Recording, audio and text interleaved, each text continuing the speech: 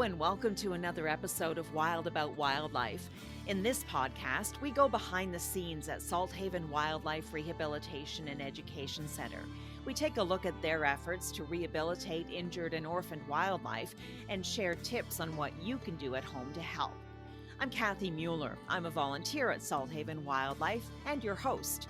This episode, it's all about volunteering at Salthaven. Lorrie Miller is also a volunteer, and she talks about her own personal experiences and the different roles that volunteers can have. Not everybody needs to be hands-on with the animals. And founder Brian Salt outlines what he's looking for in a volunteer, the kind of hours involved, the training provided. Let's get started.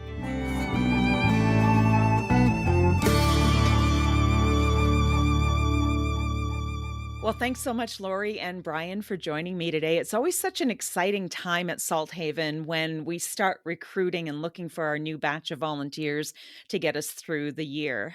Lorrie, you've been a volunteer for several years now. Give us a little bit about a background about your story. How many years have you been a volunteer? Why did you join Salthaven in the first place? So it's been, I think, 5. I'll be going into 6 years this year.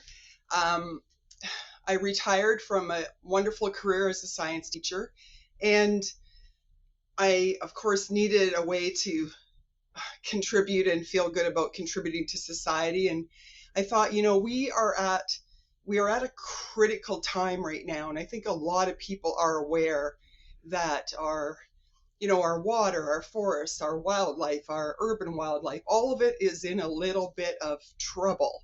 And I was looking for a way, outside of advocating or writing letters, I was looking out for a way to really, really contribute to be a part of something bigger and to really contribute to helping in that area. And I I'd heard Salthaven. I hadn't had the need of their services, thank goodness. But then I looked into it and I thought, this is where I want to invest my time. That's great. And what kind of a role do you play there? So I started out, and I still am passionate about being in the clinic. So that is after really good training with the Salthaven staff and Brian, of course, working directly with the patients, animals that come in for a variety of reasons. So doing the hands-on clinic work, cleaning, dishes, laundry. I will say, doing laundry and dishes at Salthaven is so much more fun than doing laundry and dishes at home. I don't know why. Those cute little dishes on those dirty little blankets, I don't know. But anyway, it's very different when you're at Salthaven doing laundry and dishes. But that is a big part of the management and the whole system that goes on there. Things have to be cleaned. They have to be organized. Feeding, baby squirrels is something that will warm your heart forever. You will never forget the first time you feed a baby squirrel. But so the main thing I was interested in is the clinic. But the more, the more time you spend there, you will find there's many, many other roles and needs within the whole Salthaven system or organization. Yeah. That there's many ways that people can contribute to taking care of our wildlife, releasing them free and back to where they should be. And Brian, talk a little bit about the criteria. Like, what are you looking for when you're bringing volunteers on board? We interview about 75 to 80 people every spring. Applications can be got right through our website. And we prefer a resume. And the resume is not there necessarily to qualify you as much as to tell us where your strengths are. And so out of those 75 or 80 people that we interviewed, there'll be about maybe 30 that will qualify to be Salthaven volunteers. And our criteria for volunteers is such that we are looking for the type of person they are rather than the skills and abilities they have. In fact, the less experience you have working with animals, sometimes the better, because you're more teachable in some cases. We want our volunteers to be safe, first of all. And so following the Salthaven protocols is really important. because we're dealing with sick, injured, or orphaned animals, and we don't want you taking those diseases back home to your family pets and whatnot. So keeping our volunteers safe, then keeping the animals safe is really important. And then also making sure that our volunteers have an enjoyable and memorable experience for having been there. And like Lorrie alluded to this a little bit, that there is training provided. So Brian, can you give us an idea of what that training entails? The training really, the person shows up the first day and they're not expected to do anything. In fact, they shadow. They're given a tour of the facility so they know where everything is, and then they shadow a trainer so that they kind of get a feeling for what's going on in the clinic and how things are done. And then they're introduced to the other trainers that are watching them carefully to make sure that they're comfortable doing what they're doing. And, first time in the clinic, there's all these animals. There's squirrels and there's chipmunks and animals that maybe they're not familiar with. And we want to make sure that they're comfortable with it, first of all. And secondly, that they're able to keep track of what they are supposed to be doing so that the animals are going to be safe as well. Right. And so there's really, or correct me if I'm wrong, but kind of two different streams. The training that you were just talking about is specific to volunteers who will be working hands-on in the clinic with the wildlife or with the ambassadors. But then there is another whole host of roles that people can play if they're not, maybe they don't really want to get close to a bald eagle or, one of our ambassadors that are the snakes, for example. So there are different roles that volunteers can play. And Lorrie, maybe you want to outline what some of those might be. I remember my interview, and then I remember having to wait, I can't remember how many weeks. And every day I was like, I wonder when I'm going to hear from them. I wonder when I'm going to hear from them. And my family just thought it was so funny that I was so anxious to get the phone call to go and do something for free. I was just like, please call me, because once you go there and you see the facility and you meet some of the people there and you see what's happening, I mean, that's what you want. That's how you want to spend your volunteer time. So for sure. But yeah, there's in the clinic, and the training is great. The other thing is it's an environment where you're encouraged to ask questions. So because the animal care is so important and so many different things can happen, and not only ask questions, but, you're given permission to be observant and to say, is this okay that this animal is doing this funny thing? Or is this normal, this poop? There's a lot of poop. Okay. There's a lot of poop, but poop is important. Is it normal that this poop looks funny, in this cage? And so you're really encouraged, and you just learn so much. And then you realize there's so many other parts to making Salthaven work. There's the gardens where we grow organic food for the patients and for the volunteers as just a little fun activity for them and to take home some harvest. And there's people that make the little hidey boxes for the patients. And oh my gosh, we have some really creative people that make bird feeders and knit things and sew things. There's maintenance, there's physical labor. Sometimes we just need some strong backs to do things that are necessary. There's a pollinator garden out there that supports a bee colonies out there, which is a whole other thing. There's tons of carpentry. I don't know. I mean, you can find ways to contribute if it's not in the clinic. Honestly, there's so many things that you can do. Our Raptor crew, that's a situation for volunteers that have a little more experience.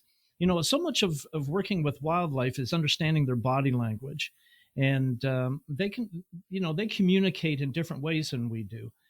We communicate verbally, obviously, and in most cases, animals, they can communicate verbally, but so much of it is done just with body language, and it's very, very subtle.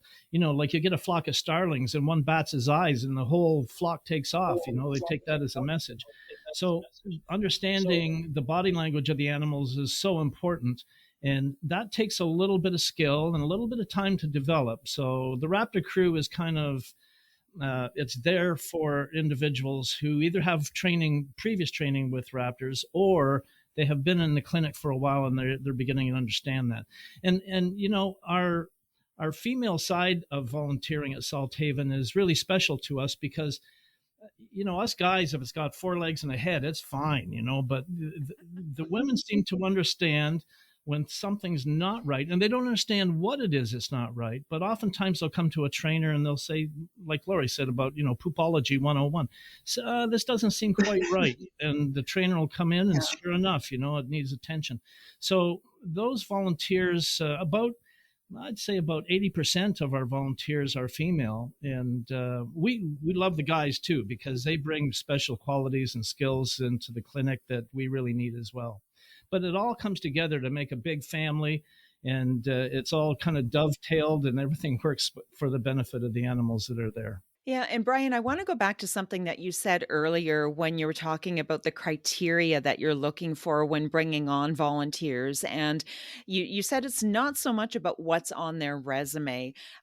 So what are some of the characteristics that you're looking for when a or a potential volunteer approaches you? Well, we use a behavioral dynamic. And what I mean by that is that we see different types of people and personalities. You have your expressive people like Lorrie. You might have your driver individuals that, they're very task oriented, but not very relationship oriented.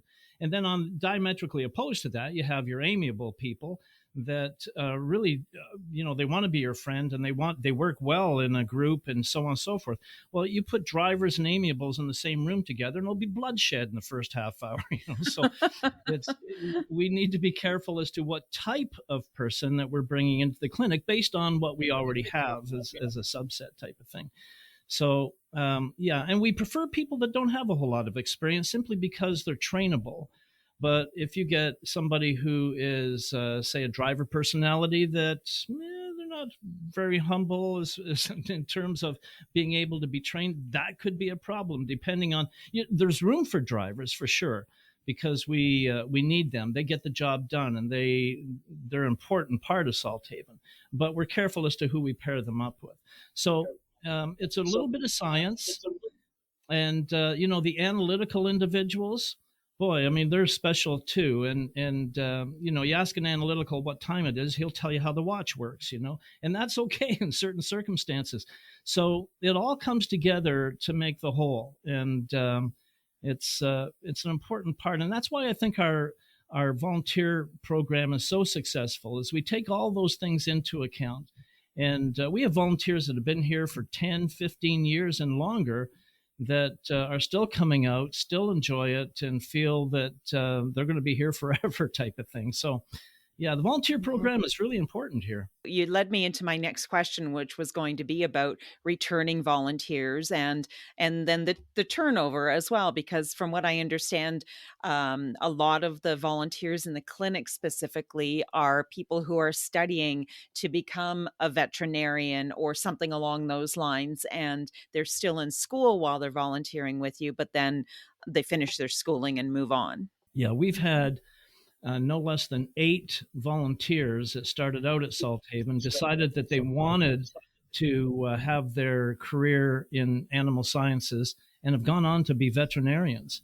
So we've grown our own people in essence, and some of them, we have 3 veterinarians at the Mount Bridges Animal Clinic, and we've forged relationships with other veterinarians, of course, as well.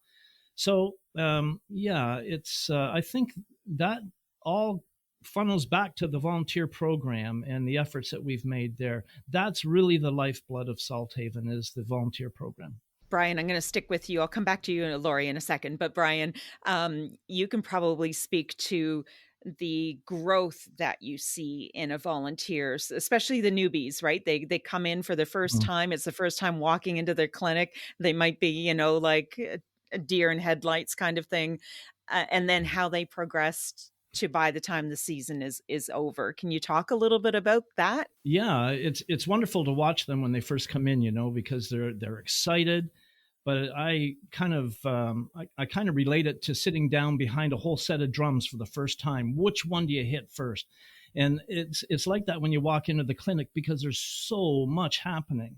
We have our mammal room, we have our avian room, you've got the lush lodge out the back where there's training going on. There's our raptor crew, and then the garden crew comes in, and so there's all these things that are happening and interchangeable. It's almost too much to comprehend in your first couple of days there, but as you kind of ease into it, you kind of find your niche as to where you're most comfortable. And we get people requesting, yeah, I'd like to work with whatever, and so we try to make sure that they're going to do that.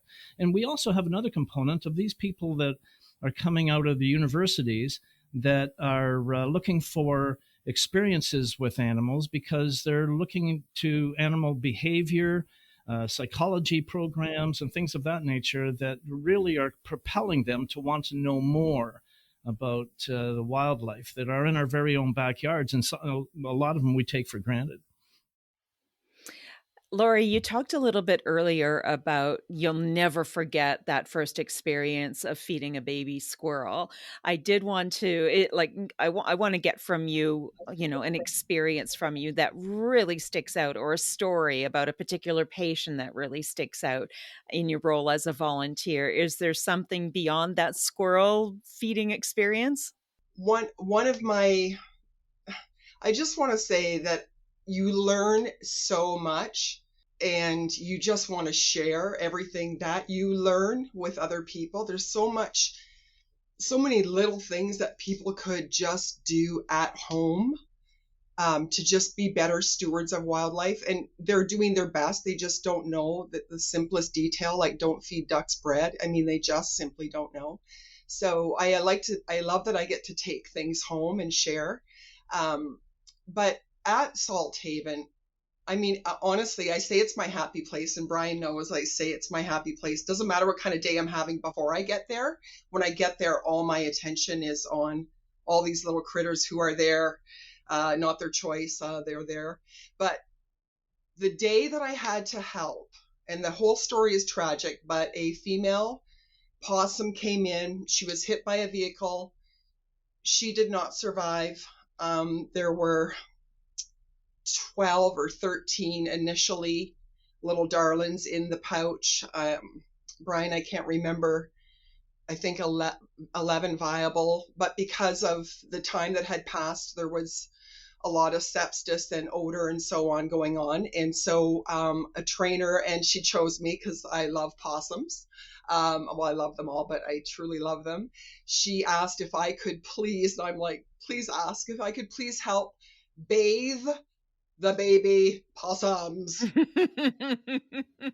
What is that experience like? I can't imagine. So they're like this, and they're all sleepy and warm, and you just do a little gentle lather with Dawn and rinsey with the water. And then I got to dry them, and not kiss them, but just dry them and make sure they're and then put them in the crate with the heating pad and some blankies, and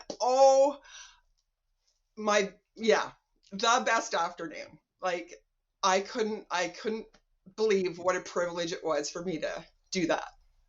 And Brian, that really speaks to the trying to make it a meaningful experience for volunteers. Yeah, it's meaningful in a number of ways, and Lorrie has expressed that one way. That, I mean, it's not every day you get to feed and to clean and help baby possums, for instance. But the other side of it, in the scientific side, and there's two sides to the volunteer program. There's one that's the emotional side, and the other side is the scientific side.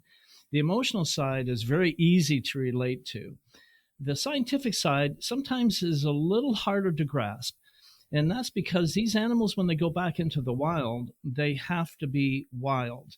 If we destroy their wild nature, then we have failed in our attempt to get them back into their natural habitat, because they'll be ill prepared to defend themselves, find food, relate to humans in an appropriate way.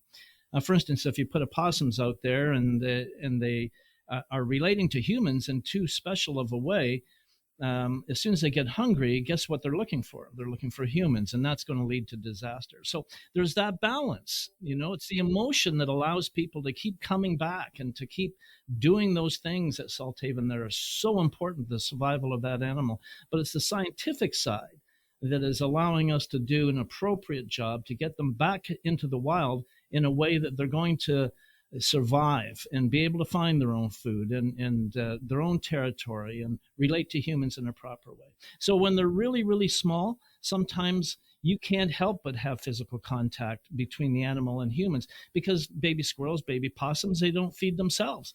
And so we have to be able to do that for them. And so that bond is developed. And that's a special part of the volunteer program. But there is a point when they have to go into pre-release cages and have no physical contact with humans whatsoever, so that they can relate to people. For instance, our baby squirrels go into a pre-release pen at about 6-7 weeks old, and they stay in the pre-release pen for about 4 to 6 weeks. And when we go in that pre-release pen to clean it, and they want to kill you, we know they're ready to go. So they have now not only adapted to an environment that is their own, but we know they're going to probably do okay when they're released into that environment. So, Lorrie, you obviously wear your heart on your sleeve then, and to what Brian was talking about, how do you as a volunteer balance that, right? Allowing the heart to feel what it's feeling, but at the same time knowing that for you to do your job correctly, you can't be mama bear. You got to take that step back. My background is science, so I kind of get what Brian's talking about. But because their survival is so important to me, I make sure that I don't talk to them. I mean, that was a privilege bathing them. I don't talk to them. I don't cuddle them. And we're trained and we're taught. And I know with some of the new volunteers, we always try to emphasize it's really important that we are not interacting, because if returning the wildlife to its habitat with a really good chance of successful survival, and if that's important to the volunteer, which it is, we will do everything we can to not have that imprint. It's really, really important, as much as, and so I think that message has been strongly driven home to the volunteers, and we really, really work hard we are so excited when they hate us, when they are mad, when they are hissing, when they are chirping and growling and pecking, and that is that's our proudest moment as a volunteer, honestly. And there are some situations where the animals just are different and they need a different approach. For instance, baby loons. Oh my goodness. Liz Springall up in up on the Bruce Peninsula, she specialized in loons, and she found that her loon mortality was way high when she tried to do a hands-off type of thing. So she built aprons with little pockets in them, and she'd put the baby loons in the pockets and carry them around with her all day. Well, her mortality switched right around, and she was saving more loons than she was losing. And it's the same thing with baby beavers. Baby beavers, I can remember times when I would have to put them in a box and put them beside my bed at night when I went to bed and leave my arm in the box. Wake up in the morning, my arm was numb, but they would snuggle on your arm. And without that, your mortality rates skyrocket because they just need that special nurturing. And they're so darn cute, it's hard to ignore. A couple of years ago, we had some baby beavers at Salthaven, and one of our interns, she was from Denmark, and we gave her a sling with pockets in it that she carried these beavers around with her all day. She loved that, and the beavers, that's what they needed. That's exactly what they needed. So it's different for different animals, and with time, you get to understand just what those animals' needs are. The same thing with baby possums. For a long time, we lost about 9 out of 10 baby possums. They have such a long mouth, and they have more teeth in their mouth than any other animal that we work with, 54 teeth. And so you'd put a katak nipple in their mouth to nurse them, and all the formula would leak out the side of their mouth. Well, they weren't getting enough nourishment, and we would lose 9 out of 10 baby possums. And then one day we had an epiphany. A mother possum came in, her pouch was loaded with babies, and she had been hit by a car and she needed to be euthanized. And so, as we were taking the babies out of the pouch, Mom taught us just how it is that she feeds them. As we were extracting the babies, that we found that the nipple had elongated and gone right down into their stomach. And so we thought, well, of course. And so we started tube feeding the babies. We just put a tube, they just swallow it basically, right down into their tummy. And we started feeding them. And now we save 9 out of 10 baby possums. So nature can teach us a lot if we're willing to be taught. We've got just a few minutes left. So let's talk a little bit about the nuts and bolts of, okay, I think I might want to volunteer at Salthaven. Where do I start? What do I do? Okay, so just go to our website and you'll find an application there. You fill out the application, send it in with a resume if you can, and we'll give you a call. We've started our interviews now, and as of January the 1st, and it usually takes us till about the beginning of March before we finish the interviews because there's a lot of them. And with all the other responsibilities we have, we can only maybe get through 3 or 4 a day. So once that's done, then we after the interviews are done, then we choose the ones that we think are going to be okay. So, if you had volunteered or written an application, sent it in to us, and we interviewed you on January the 2nd or 3rd of this month, it may take a couple of months before we can get back to you and say, you're the one we want type of thing. So not to get discouraged, if you don't hear from us for a while, we haven't forgotten about you. Everybody, whether they are successful with their application or not, will always get a phone call back from Salthaven. Okay, and accepting applications now, is this specific to volunteers who wish to volunteer in the clinic, hands-on with the animals, or is it anybody in any capacity? Anybody in any capacity. We need electricians and carpenters and people that want to work on the garden gang. Our bat crew, our bat crew work. They come in at around 5 o'clock every evening for a couple of hours, and then the releases happen usually in late May. But it doesn't matter what category you're working in. You'll get a call. And how many volunteers are you looking for? How many do you generally need over the course of the year? Normally, right now, we need about 60 volunteers, 65 volunteers. We run 3 shifts a day, 7 days a week. First shift starts at 8, goes till noon, and then again at 1 till 5, and then again at 6 till 10. So, and if we run 3 or 4 volunteers on a shift along with our trainers, we need a few. Okay, and that's specific to the clinic, right? Obviously, someone Yes. on the construction crew isn't going to be out there. You're not going to have the 3 shifts every day. Yeah, okay. All right. Well, Lorrie, what would your piece of advice be as we wrap this up for someone who might be thinking about volunteering at Salthaven? My advice, if you are looking for a way to give back, and you love animals and you love birds, wildlife, nature, outside with the kids, fishing, whatever it is that you love and you want to keep for the future, and you're looking for a way to give back and you have the time, that's your place. That's your place, Salthaven.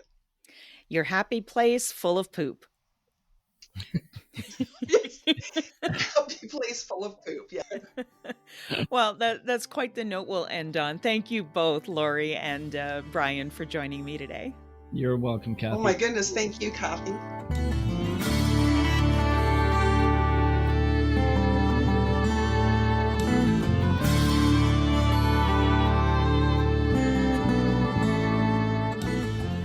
And thank you for listening. If you might be interested in volunteering at Salthaven, there's more information, including the application form, on our website. That's salthaven.org. As always, drop me a line if you have a question about something you hear in an episode of Wild About Wildlife, or if you have an idea for a future episode. You can reach me at wildaboutwildlife@salthaven.org. And you can find Wild About Wildlife on Google, Spotify, and Apple. Together, we can keep the wild in wildlife. See you next time.